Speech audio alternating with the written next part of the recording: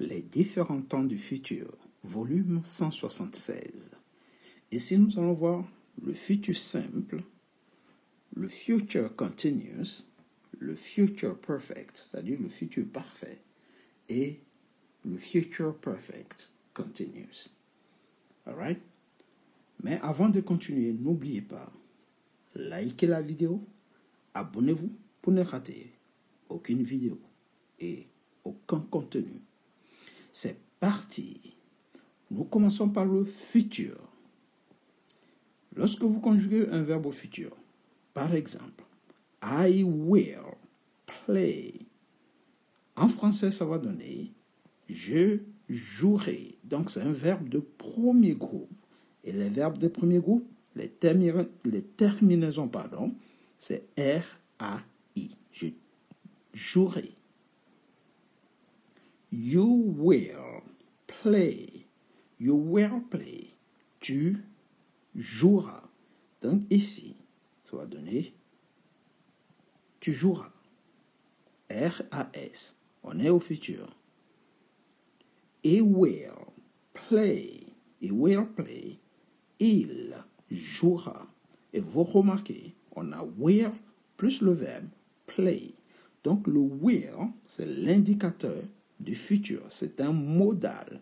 Donc ce modal est utilisé pour mettre en anglais n'importe quel verbe au futur. On continue. She will play. Elle jouera. She will play. Elle jouera. It est réservé aux animaux et aux objets. Par exemple, le chien jouera. On va dire it will play. Alright? Good. Nous jouerons. Nous jouerons. Ici, we will play. C'est nous jouerons. Alright. Nous jouerons. You will play. You will play. Vous jouerez. Alright. Et they will play. C'est il ou elle, le pluriel, joueront. They will play. On reconnaît le futur par le R avant les terminaisons. R-A-I pour la première personne, R-A-S pour la deuxième personne, R-A pour les trois personnes du singulier, le, he, she, it, R-O-N-S pour nous jouerons, R-E-Z pour vous jouerez, et R-O-N-T pour il ou elle au pluriel, joueront. En anglais, on a le will, mais cependant, on peut avoir ici, aux premières personnes, le I, on peut avoir shall. I shall play. Donc ici, we shall play. Le shall s'utilise uniquement avec les premières personnes du singulier ici et premières personnes du pluriel. Cependant, si vous ne mettez pas shall à la première personne, vous pouvez les remplacer par le will. Le will passe partout. Le shall, non.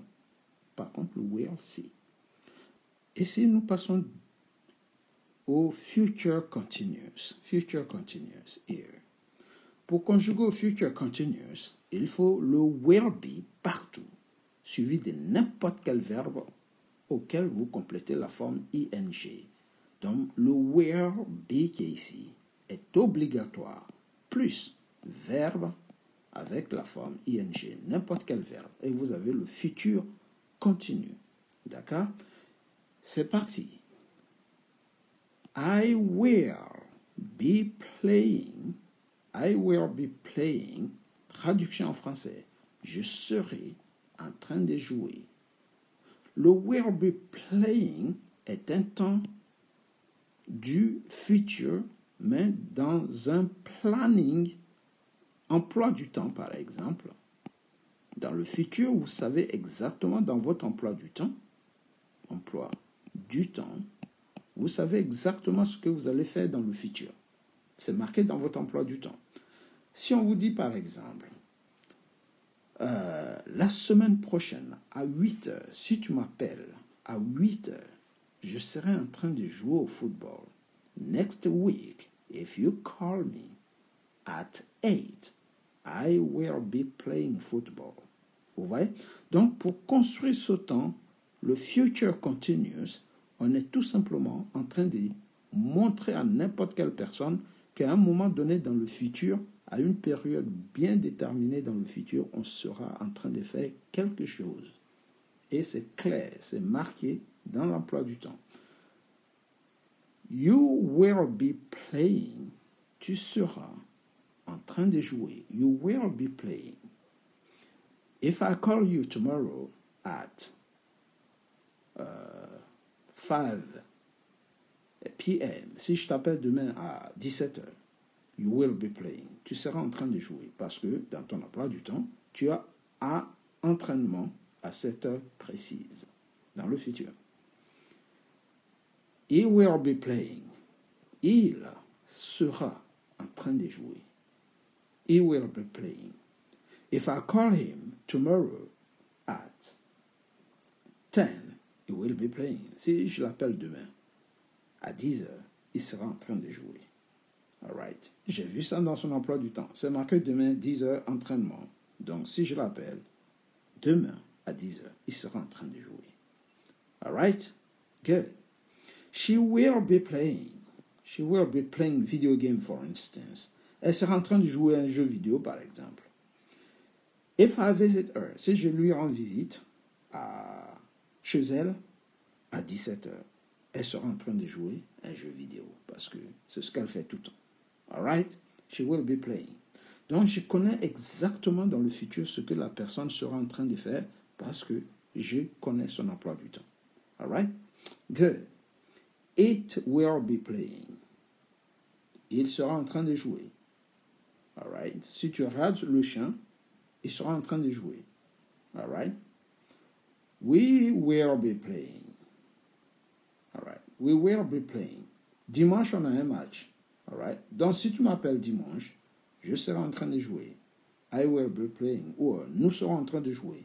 We will be playing. You will be playing. Vous serez en train de jouer. They will be playing. Il ou elle, le pluriel, seront en train de jouer. Donc, si vous prenez n'importe quel verbe, vous dites par exemple, demain, j'ai réservé au restaurant à 20h. Si tu m'appelles, je serai en train de manger. I book tomorrow at 8, all right, in a restaurant. If you call me, I will be eating. C'est prévu, j'ai déjà commandé, j'ai déjà réservé, je serai en train de faire. Donc, pour mettre un verbe au future continuous, il faut toujours le will be. Il n'y a pas autre chose. Toujours le will be obligatoire à toutes les personnes. Vous avez will be, will be, will be, will be, will be, will be. Et en fonction du verbe qu'on va vous donner, le verbe qu'on vous donnera, si c'est eat, I will be eating. Si c'est play, I will be playing. Si c'est work, I will be working. Okay? Tomorrow I work. If you call me at 8, I will be working. Donc, n'importe quel verbe, et je rajoute la forme ing, et j'ai le future continuous, qui m'envoie dans le futur avec une action que je serai en train de faire dans le futur si jamais quelqu'un essaie de me contacter. Nous passons au future perfect. Le future perfect, ici, c'est l'équivalent de ce qu'on appelle en français le futur antérieur. Futur antérieur, c'est-à-dire le verbe avoir antérieur, le verbe avoir au futur, plus le participe passé. En anglais, c'est la même chose. On a le verbe avoir au futur ici aussi, plus le participe passé. Et ça donne le future perfect, c'est-à-dire futur, antérieur. C'est parti. I will have played. Donc, ici, on va avoir partout will have. Ici, will have, ce sera partout. Et ça ne changera plus. C'est un temps qui est répétitif. À toutes les personnes, on a la même chose. En anglais, lorsque vous conjuguez soit au future continuous ou au future perfect, il n'y a pas de changement. C'est que des répétitions. C'est en français que les changements ont lieu, mais en anglais, il faut juste connaître la première personne, et c'est comme si vous connaissiez tout le reste. Donc ici, I will have, qui est ici, ce sera will have partout. Sauf que ici, c'est la première personne, I. Donc en français, ça va donner j'aurai joué. Alright? D'ici le temps que vous arriviez chez moi, j'aurai joué déjà aux jeux vidéo. Ce sera fini. J'aurai joué. Donc ici, on utilise le future perfect pour dire que le laps de temps que la personne mettra avant de vous rejoindre, votre action que vous étiez en train de faire sera achevée, elle sera finie. Donc lorsque la personne va venir, ce sera trop tard. D'ici le temps que vous arriviez chez moi, j'aurai joué. All right? I will have played. By the time you arrived, I will have played. D'ici le temps que tu arrives, j'aurai joué. You will. Ici, you will have played. Le you change, bien sûr. Ici, on avait I, on a you ici. Tu auras joué. Tu auras joué. You will have played. All right? Tu auras joué. He will have played. Il aura joué. All right? Vu le temps que tu vas mettre, il aura joué. She will have played. Elle aura joué. It will have played. It will have played.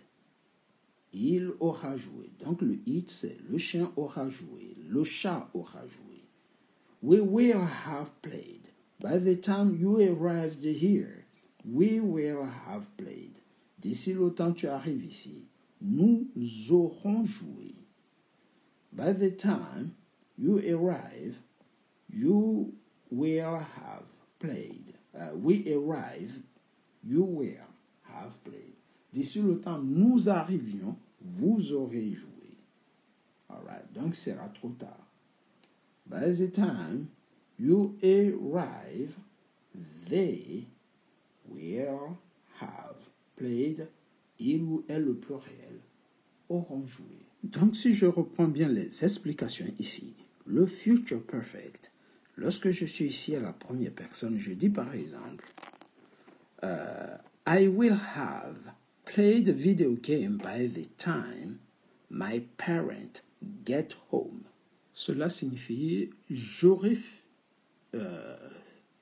fini de jouer au fait quand mes parents vont rentrer. J'aurai fini de jouer quand mes parents vont rentrer. Donc, le future perfect continuous. La phrase met l'accent sur l'hypothèse que j'ai fini de jouer avant que mes parents rentrent. Voilà. Si vous comprenez bien. L'action est finie et ensuite mes parents rentrent. I will have played. J'aurai fini de jouer mes jeux vidéo. Quand mes parents viendront, ils ne me verront pas en train de jouer. J'aurai déjà fini de jouer. I will have played. L'action sera terminée.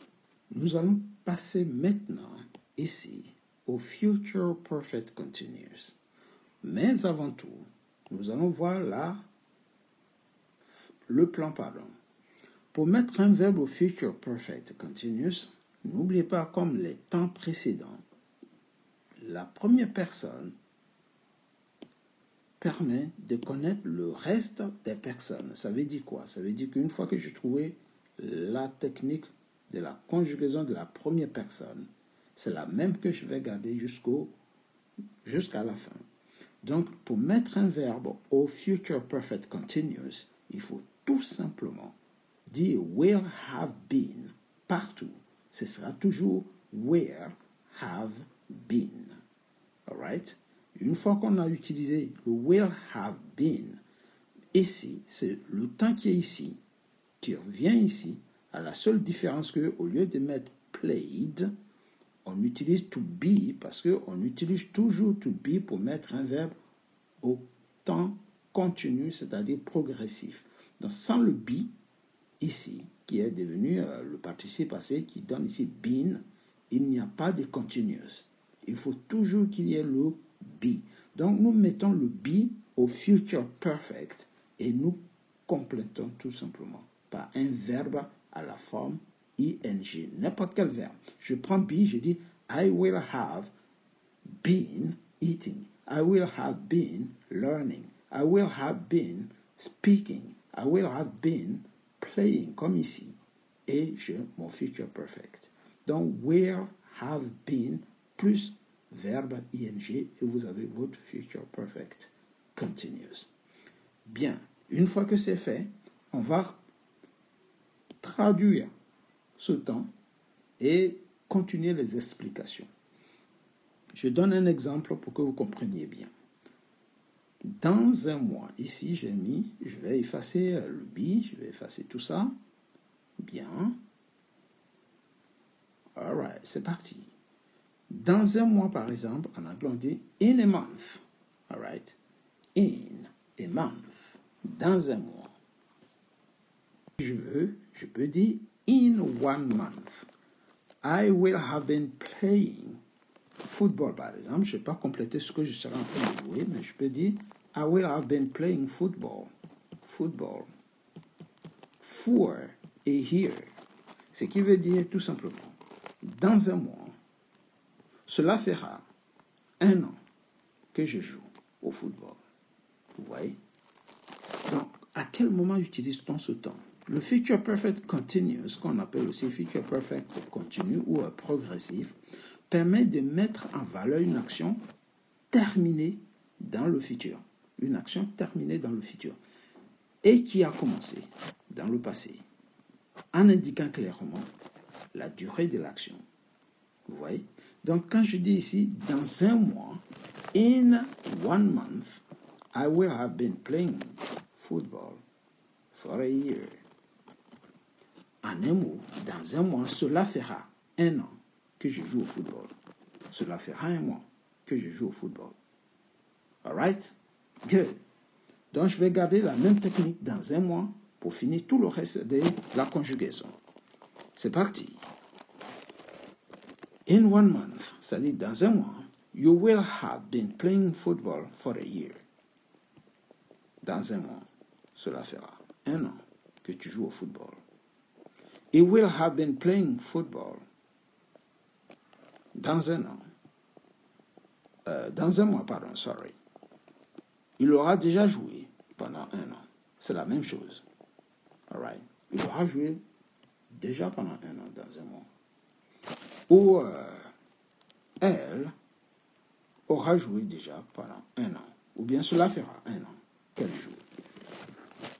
Dans un an, all right, it will have been playing in the garden alone.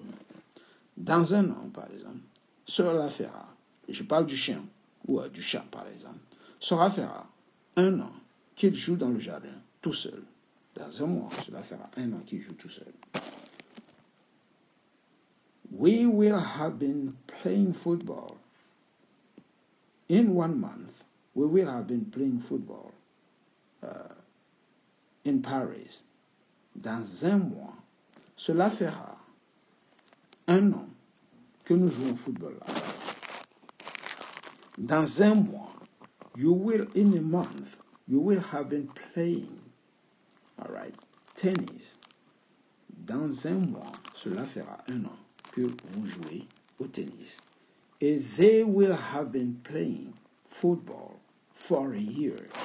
In 1 month, they will have been playing football for a year. Dans un mois, cela fera 1 an qu'ils jouent au football. Ce temps est très compliqué, certes, mais avec les explications, il devient limpide. Vous dites tout simplement, dans 1 semaine, cela fera 1 an que je vis dans cette maison. In 1 month, I will have been living in this house for a year. Et ainsi de suite. Alright?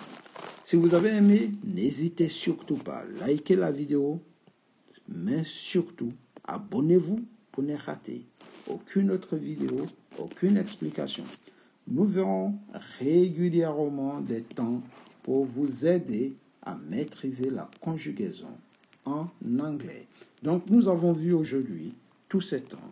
Le future ici, simple future, le futur simple s'utilise essentiellement avec le will plus le verbe à base verbale. Et une fois que vous avez utilisé la première personne, c'est la même partout. C'est la même chose ici. Le future continuous, une fois que vous avez trouvé la première personne, c'est la même partout. Et n'oubliez pas, le future continuous, c'est will be. Le future simple, c'est will, tout seul. Donc ici, on part de la base. On a le will tout seul, plus verbe. Ensuite, on arrive ici, on a le will qui arrive, mais il faut rajouter be plus le verbe. Ici, on a le future perfect. Donc, on a le will qui est toujours là, will, auquel on rajoute have, will have, et on met plus participe passé. Ici, le verbe au participe passé. Ensuite, on arrive ici, future perfect continuous. On a toujours notre will qui est là, will, auquel on ajoute have been. Have been plus verbe avec ing. Ouais. Et on a l'ensemble de la leçon. C'est tout pour aujourd'hui. N'oubliez pas, likez, abonnez-vous, mais surtout, abonnez-vous pour ne rater aucun contenu, aucune autre vidéo. Take it easy, guys, and see you next time. Goodbye.